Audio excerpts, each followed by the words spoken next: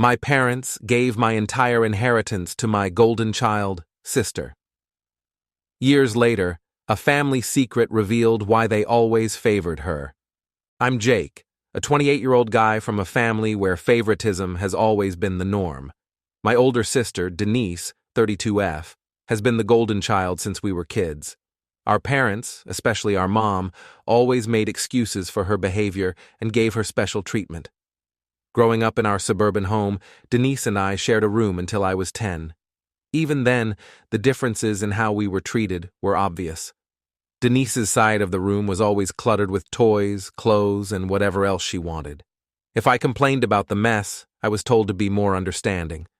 When we finally got separate rooms, Denise got the bigger one with the nice view, while I got the smaller room next to the noisy bathroom. Denise got away with everything. If she broke something, it was an accident. If she failed a test, the teacher was unfair. Meanwhile, I was expected to be perfect. I had to get straight A's, do chores without being asked, and basically be the responsible one. I remember one time when I was 14, I got a B+ in math.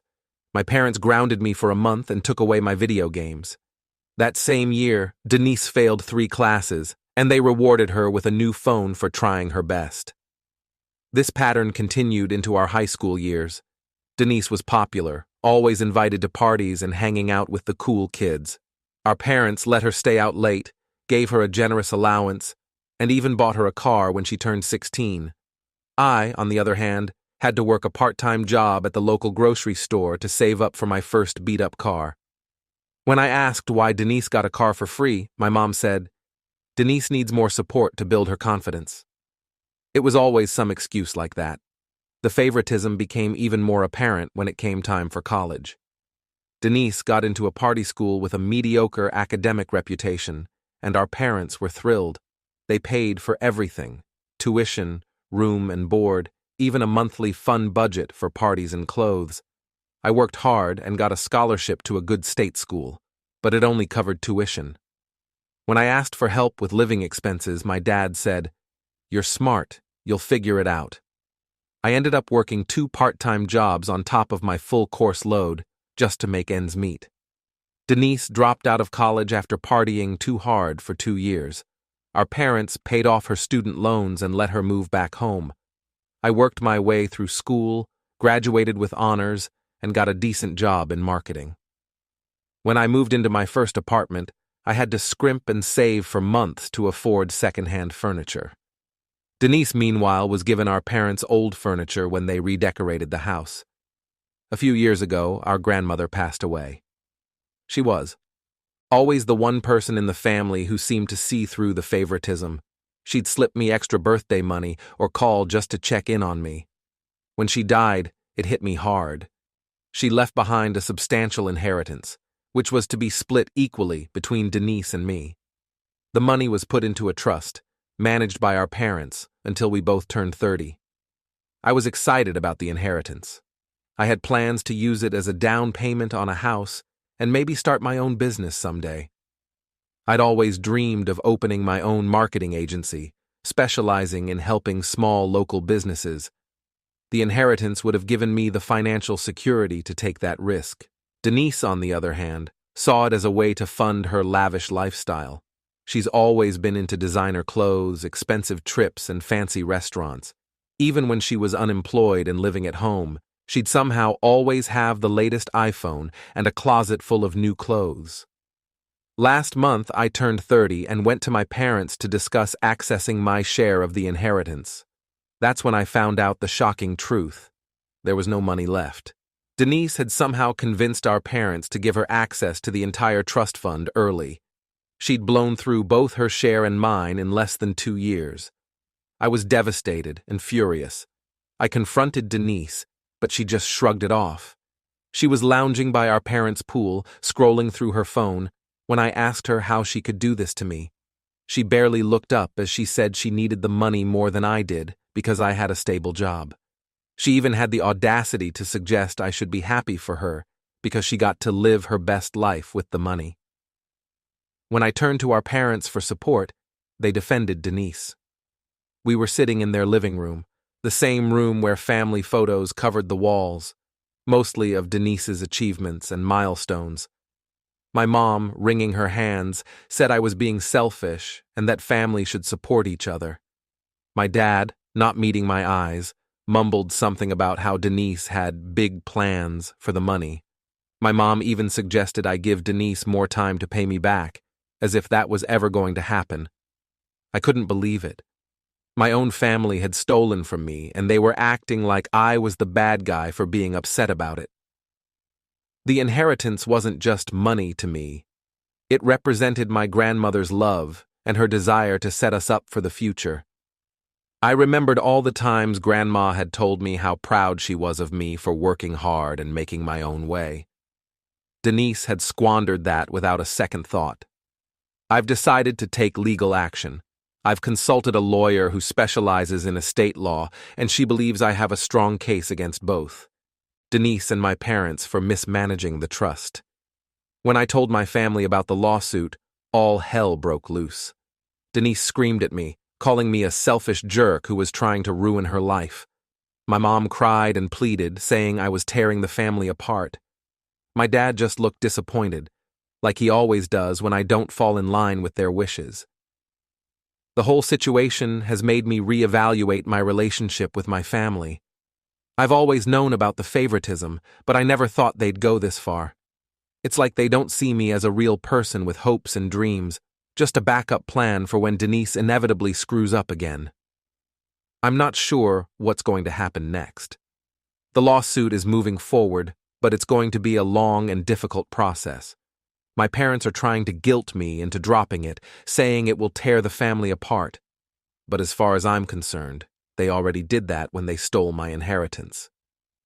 Denise hasn't reached out to apologize or even acknowledge what she did wrong. Last I heard, she was planning another expensive vacation. It's like she lives in a different reality where actions don't have consequences. I'm struggling with feelings of betrayal and anger. Part of me wants to cut ties with all of them and start fresh. Another part hopes that this will be a wake-up call and they'll finally see how unfair they've been. But I'm not holding my breath. I keep thinking back to all the times I swallowed my frustration and resentment over the years. The birthdays where Denise got lavish parties and I got a card and a pat on the back. The high school graduation where my parents threw Denise a huge bash but told me we couldn't afford to celebrate my graduation the next year. The countless times I've been told to be the bigger person and let Denise have her way. Now, as I sit in my small apartment, looking at the paperwork for the lawsuit, I wonder if I'm doing the right thing. But then I remember my grandmother, how she always encouraged me to stand up for myself. I think about the future I've been working towards, the dreams I've put on hold while trying to build financial stability. And I know I have to see this through, no matter how hard it gets. Has anyone else dealt with something like this? How do you move forward when your own family betrays you so completely? I feel lost and could use some advice. Update 1. It's been about a month since my last post, and a lot has happened. First, I want to thank everyone for their support and advice. It really helped me stay strong during this difficult time. The lawsuit is moving forward. My lawyer has officially filed the paperwork, and Denise and my parents have been served. Their reaction was not great. My mom called me in tears, begging me to reconsider.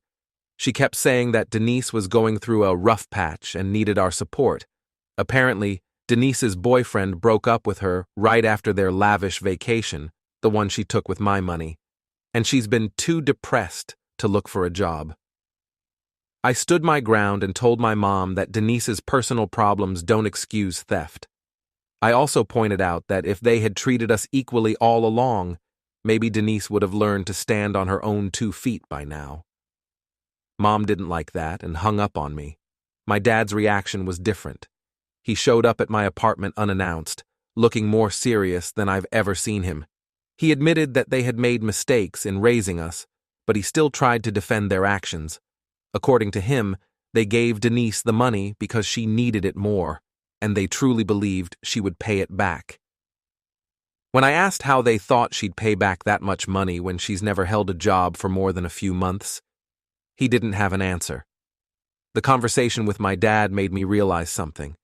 My parents aren't just enablers, they're delusional. They've spent so long making excuses for Denise that they've lost touch with reality. It's sad, but it also strengthens my resolve to see this through. They need a wake-up call as much as Denise does. On a more positive note, I've been reconnecting with my grandmother's side of the family. My aunt, Grandma's sister, reached out after hearing about the lawsuit. She was furious with my parents and Denise. Apparently, my grandmother had confided in her about leaving us the inheritance, and she had specific wishes for how it should be used. Denise's shopping sprees definitely weren't part of the plan. My aunt has been incredibly supportive. She's offered to be a character witness if the case goes to trial, and she's been sharing stories about my grandmother that I've never heard before.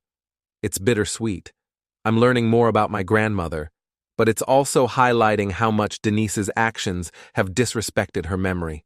One story in particular stuck with me. Apparently, when I was born, my grandmother was worried about how Denise would handle no longer being the only child. She bought Denise a special big sister gift and spent extra time with her, trying to make sure she didn't feel left out.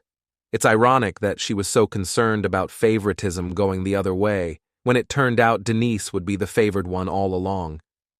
As for Denise, she's finally broken her silence. Not to apologize, of course, but to play the victim. She sent me a long, rambling email about how I'm ruining her life and how she'll never recover from the stress of the lawsuit. She even tried to claim that she deserved the money more because she was closer to our grandmother. That's a lie. Denise barely visited Grandma in her last years, while I made a point of having weekly dinners with her. Denise's email brought back a flood of memories. I remembered how, in high school, Denise would only visit Grandma when she wanted money or a ride somewhere. Meanwhile, I'd spend hours listening to Grandma's stories, helping her with chores, or just keeping her company. Grandma always said those visits meant the world to her. How dare Denise try to rewrite history now? I didn't respond to Denise's email. My lawyer advised against any direct communication, and honestly, I wouldn't know what to say anyway. How do you respond to someone who's so detached from reality? The whole situation is taking a toll on me. I'm having trouble sleeping and concentrating at work. My boss has noticed and asked if everything was okay. I didn't go into details, but I told him I was dealing with some family issues. He was surprisingly understanding and told me to take some time off if I needed it. It's nice to know that at least someone in my life values me. I've been thinking a lot about my childhood lately. All the times I tried so hard to please my parents, only to be overlooked in favor of Denise. The school plays where they'd leave early because Denise was bored. The sports games where they'd miss my big moments because Denise had a tantrum and needed to go home. It's like I've spent my whole life being a supporting character in the Denise show. But I'm also remembering the good times with my grandmother. How she'd always listen to me, really listen, when I talked about my dreams and fears. How she taught me to bake her famous apple pie, a recipe she said was only for special people. How she'd slip me extra money for books because she knew how much I loved to read. I wish she was here now. I think she'd be proud of me for standing up for myself, but I also think she'd be heartbroken to see how her gift has torn the family apart. Then again, maybe the family was never as whole as I thought it was. The lawsuit is progressing slowly. My lawyer says these things take time, but every day feels like an eternity. I'm trying to stay focused on work and my own life, but it's hard when every phone call might be another family member calling to berate me or plead with me to drop the case. I'll keep you all updated as things progress. Thanks again for all your support. It means more than you know. Update 2. It's been 2 months since my last update, and things have taken an unexpected turn. The lawsuit is still ongoing, but some family secrets have come to light that have changed the whole dynamic. Last week, I received a call from my uncle, my dad's brother, who I haven't spoken to in years. He had heard about the lawsuit through the family grapevine and wanted to talk. What he told me left me reeling. Apparently, the favoritism towards Denise goes deeper than I ever realized. Uncle Jack revealed that Denise is actually my half-sister. My dad had an affair early in his marriage, and Denise was the result. To avoid a scandal, my parents decided to raise her as their own. This explains so much, why my mom always seemed to overcompensate with Denise, why there was always tension between my parents when it came to discipline. It doesn't excuse their behavior, but it puts it in a new light. Uncle Jack also dropped another bombshell: the inheritance from my grandmother. It was never meant for Denise at all. My grandmother knew about Denise's true parentage and had explicitly stated in her will that the money was to go to her biological grandchild, me. My parents had gone against her wishes entirely by splitting it and then giving it all to Denise. I was shocked and angry all over again. Not only had they stolen from me, but they had also disrespected my grandmother's final wishes. I immediately told my lawyer about this new information. She thinks it strengthens our case significantly. When I confronted my parents with this information, they broke down. My mom admitted everything through tears, begging me to understand that they just wanted to treat us equally. My dad could barely look at me, mumbling apologies and excuses. Denise's reaction was the most surprising. When she found out about her true parentage, she didn't take it well. She accused our parents of lying to her all her life and stormed out. She hasn't been in contact with any of us since.